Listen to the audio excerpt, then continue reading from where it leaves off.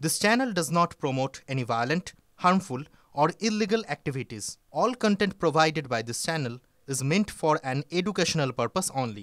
একের পর এক এই যে মাতব্বরি এ রাজ্যে চলছে তাদের মধ্যে অন্যতম ছিল জামাল, অর্থাৎ সোনারপুরের জামাল ভাই। সেই জামাল গ্রেফতার। কিভাবে গ্রেফতার? এখনো পর্যন্ত যা যা খবর পাচ্ছি আমরা, বারবার জায়গা বদল, মাস্কে মুখ ঢেকেও শেষ রক্ষা হয়নি জামালের। বাসন্তী হাইওয়ে থেকে সোনারপুর আসার রাস্তায় পুলিশের জালে ধরা পড়ল এই জামাল। আরো বিস্তারিত জানবো, সত্যজিতের সঙ্গে কথা বলবো। আমাদের প্রতিনিধি সত্যজিৎ, জামালকে ট্র্যাক করলো কিভাবে পুলিশ? দেখো, যেটা আমি আগেই বলেছি যে জামালের নিকট আত্মীয় যারা আছে তাদের প্রথমেই ফোন ট্র্যাক করে তদন্তকারী আধিকারিকরা।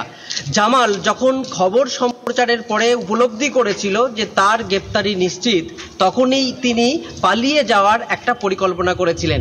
তাই কখনো ক্যানিং, কখনো কলকাতা, কখনো বিধাননগর সহ একাধিক এলাকাতে ঘুরে অবশেষে যখন পরিবারের কথা ভেবে নিজের শাশুড়িকে ফোন করে, সেই ফোনের ট্যাপ পুলিশ ধরে।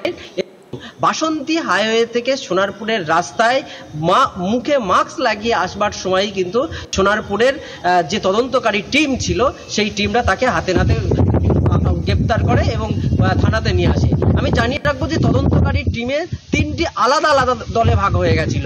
আইসি নিজের একটি টিম, যিনি পিসিওসি ছিলেন তার একটা টিম, এবং তদন্তকারী একটা আলাদা টিমে তারা ভাগ হয়ে বিভিন্ন জায়গাতে তল্লাশি অভিযান চালাচ্ছিলেন।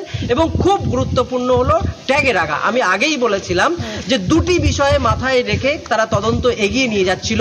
এক, নিকট আত্মীয়দের ফোন ট্যাপ করা, আর দুই, যারা আইন ব্যবসায়ী, আইনের কারবারি, যারা আইনের সহায়তা করতো এই জামালকে, তারা কাদের সঙ্গে যোগাযোগ করতে পারে তার একটা লিস্ট তৈরি করে তাদেরও কিন্তু সঙ্গে যোগাযোগ রাখছিল তদন্তকারীরা। আর এই যোগাযোগের ফলে জালে জামাল। সত্যজিৎ, আপাতত তোমাকে ধন্যবাদ। তোমার সঙ্গে আবারও কথা হবে। পুলিশের তরফ থেকে কি বলা হচ্ছে, পুলিশ সুপারের বক্তব্য শুনুন। জামালটা তো অ্যারেস্ট হলো আজকে, ঠিক আছে। আমরা চন্দনেশ্বর আর আমাদের সোনারপুর যে বর্ডার ছিল ওখান থেকে আমরা অ্যারেস্ট করলাম। তারপরে এবার তদন্ত হবে, ওকে পিসিতে নিয়ে এসে দেখি সব বেরোবে। জয়ন্তের আরও কীর্তি ফাঁস। দক্ষিণেশ্বরে অটো চালকদের ওপর জুলুমবাজির অভিযোগ জয়ন্ত এবং তার ঘনিষ্ঠ সাগরেদ রঞ্জিত চৌধুরীর বিরুদ্ধে। ঘটনায় সরব অটো চালকরা, পলাতক অভিযুক্ত সাগরেদ। দৌরাত্ম্য চলতো বলেই প্রত্যেকটা টোটোওয়ালা যেই টোটোগুলো চলে ইল্লিগাল ভাবে চলে, প্রথম কথা ওরা সরকারকে কোনো পয়সা পে করে না। আমাদের যেখানে একটা অটোর সঙ্গে বছরে ইন্স্যুরেন্স আছে, ট্যাক্স আছে, সব কিছু আছে। ওরা ইল্লিগাল ভাবে গায়ের জোর দেখিয়ে ওরা এই রুটে গাড়ি চালাচ্ছে, টোটো চালাচ্ছে। রঞ্জিত চৌধুরী, যে কিছুদিন আগে আমাদের একটা অটো চালক ভাইকে মেরেওছে। মাথা হচ্ছে জয়ন্ত সিং, আর তার প্রেসিডেন্ট, ওই স্ট্যান্ডের প্রেসিডেন্ট হচ্ছে রাহুল গুপ্তা, যাদের মধ্যে দিয়ে টোটো স্ট্যান্ডরা আমাদের উপর অত্যাচার চালানো হয়। কারণ হচ্ছে আমরা প্যাসেঞ্জার যখন তুলতে যাই তখন সেই প্যাসেঞ্জারগুলোকে নামিয়ে দেওয়া হয়, জোর জুলুম করা হয়। এই ঘটনায় যে মেন অভিযুক্ত রঞ্জিত চৌধুরী, সে এখনো অধরাই ঘুরে বেড়াচ্ছে, আর রাহুল গুপ্তাও এখনো ধরা পড়েনি। অটো চালকদের বক্তব্য শোনালাম। কথা বলবো আমাদের প্রতিনিধি অনন্তর সঙ্গে। অনন্ত, এই জয়ন্তের কীর্তির তো কোনো শেষ নেই। না, একদমই জয়ন্তের কীর্তি একদমই শেষ নেই। যেভাবে তার গ্রুপ কাজ করছে পুরো দক্ষিণেশ্বর আরিয়াদহ জুড়ে, তা আমরা প্রকাশ্যেই দেখাচ্ছি। এই টোটো চালক, এই অটো চালকরা, তারা একদম তাদের অবস্থা দুর্বিষহ। তাদের কাছ থেকে এই জয়ন্ত সিং এর সাথে রাহুল গুপ্তা যে ধরা পড়েছে গতকাল রাতে, এবং রঞ্জিত চৌধুরী, তারা তাদের দাপাদাপিতে তারা অতিষ্ঠ। তাদের কাছ থেকে তোলা চায়, তাদের কাছ থেকে পয়সা চাওয়া হয়। তাদের রুট দেবে কোথায়, সেই রুটের পয়সা থেকে আরম্ভ করে প্যাসেঞ্জারদের যে কত হচ্ছে তার উপরে তারা কমিশন নেয়। এই ঘটনা কিন্তু আজ থেকে নয়, দীর্ঘদিন ধরে চলে আসছে। কিন্তু এরা ভয়তে, অর্থাৎ এই টোটো চালক, অটো চালক, এরা ভয়টা মুখ খুলতে পারে না জয়ন্ত সিং এর দাপাদাপিতে। দেখো, জয়ন্ত সিং এর এই যে গ্যাং, তারা জয়ন্ত সিং এর ওপর কতটা অনুগত যে এদের হাতে ট্যাটু জয়ন্ত সিং এর ছবি। অর্থাৎ এরা জয়ন্ত সিং যা বলবে তাই তারা অক্ষরে অক্ষরে পালন করবে, এবং ভগবানের মতো জয়ন্ত সিং এর পুজো করে। নাহলে হাতে শরীরে জয়ন্ত সিং এর ট্যাটু থাকে এদের। এই রঞ্জিত চৌধুরী হাতে দেখো জয়ন্ত সিং এর ট্যাটু, লোকে ভগবান বা অন্য কিছু প্রিয়জনের। এই তো দেখি জয়ন্ত সিং এদের কাছে ভগবানের মতন, যা বলবেন, যা নির্দেশ দেবেন তাই তারা করবেন, আর তাই তারা করতো। শুধু অটো চালক এরকম নয়, এরকম তোলাবাজির ঘটনা প্রমোটারদের কাছ থেকেও আমাদের বহু এসেছে, আমরা দেখিয়েছি। একদমই জায়গা দখল, পুকুর ভরাট, সমস্ত অভিযোগ এদের বিরুদ্ধে রয়েছে। একেবারে অনন্ত, সঙ্গে থাকো। আপাতত ধন্যবাদ তোমায়, নজর থাকবে। গ্রেফতার জয়ন্ত সিং এর শাগরিদ রাহুল গুপ্তা। আলমবাজার এলাকা থেকে তাকে গ্রেফতার করেছে পুলিশ, বেলঘরিয়া থানার পুলিশ। আরিয়াদহে মা ও ছেলেকে মারধরের ঘটনায় যুক্ত ছিল এই রাহুল। এছাড়াও এক নাবালকের উপর অমানবিক অত্যাচারের ছবি যেটা ভাইরাল হয়, সেই ঘটনাতেও অভিযুক্ত ছিল এই রাহুল।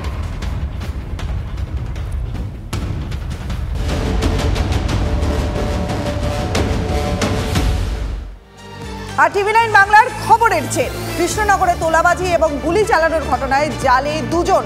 কোতোয়ালি থানার গোয়ারি বাজার এলাকায় মাছ ব্যবসায়ীকে মারধরের ঘটনায় 2 অভিযুক্তকে গ্রেপ্তার করল পুলিশ। ধৃত টিএমসিপি নেতা কুণাল হালদার এবং তার সঙ্গী সৈকত হালদার ওরফে ডাকু। শুক্রবার রাতে কৃষ্ণনগর পিডব্লিউডি মোড় এলাকা থেকে ওই 2 যুবককে গ্রেপ্তার করে কোতোয়ালি থানার পুলিশ।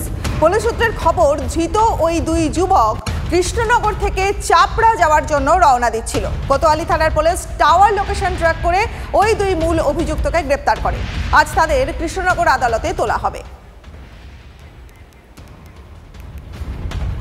আরও একবার জানিয়ে দিই, টিভি9 বাংলার খবরের জের, কৃষ্ণনগরে তোলাবাজি এবং গুলি চালানোর ঘটনাতে জালে 2 জন।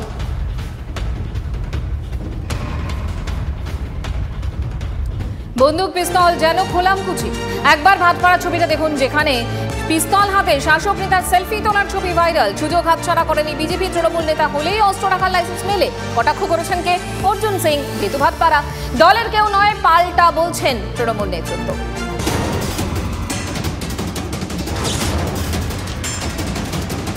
কলকাতা থেকে জেলা, জায়গায় জায়গায় বন্দুক উকি মারছে, গুলি ছুটছে। নিন্দুকেরা বলছেন বিষয়টা তর্ক সাপেক্ষ, কিন্তু বারবার বন্দুকগুলির সঙ্গে তৃণমূলের নাম জড়াচ্ছে। এই যেমন ভাটপাড়া। সোশ্যাল মিডিয়ায় কয়েকটি স্টিল ছবি ভাইরাল হয়েছে, যেখানে বন্দুক হাতে এক যুবককে দেখা যাচ্ছে, তাও আবার পোজ দিয়ে। টিভি9 বাংলা এই ছবির সত্যতা যাচাই করেনি। অভিযোগ, যার হাতে বন্দুক দেখতে পাওয়া যাচ্ছে তিনি ভাটপাড়ার 22 নম্বর ওয়ার্ডের বাসিন্দা সুভাষিস চক্রবর্তী। সুভাষিস তৃণমূল ছাত্র পরিষদের নেতা বলে খবর। পিস্তল হাতে সুভাষিসের এই ছবি প্রকাশ্যে আসতেই চাঞ্চল্য ছড়িয়েছে। ব্যারাকপুরের প্রাক্তন বিজেপি সাংসদের অভিযোগ, তৃণমূল ছাত্র পরিষদ তৃণমূল করলে আর্মস নেওয়ার অধিকার আছে, আইনের শাসনই নেই। আইনের শাসন কোথায় আছে?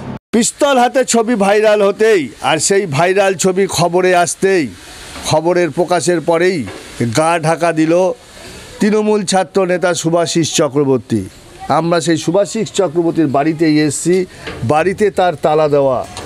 সূত্রের খবর, এর আগেও অসামাজিক কাজের সঙ্গে যুক্ত থাকার অভিযোগে গ্রেপ্তার হন সুভাষিস চক্রবর্তী।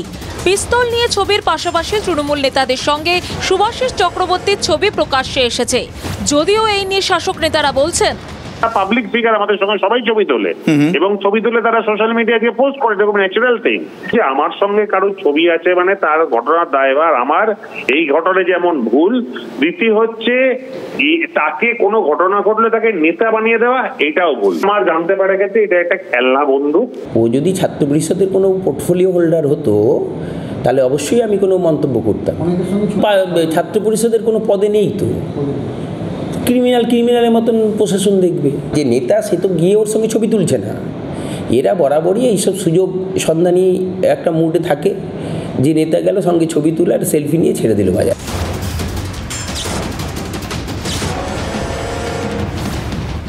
খবর প্রকাশ হওয়ার পর পুলিশ কি এবার নড়ে চড়ে বসবে? এবার কি তাকে জিজ্ঞাসা করবে এই পিস্তল কোথায় পেল সুভাষিস? শ্যামনগর থেকে বিশ্বজিতের সঙ্গে অনন্ত চট্টোপাধ্যায়, টিভি9 বাংলা।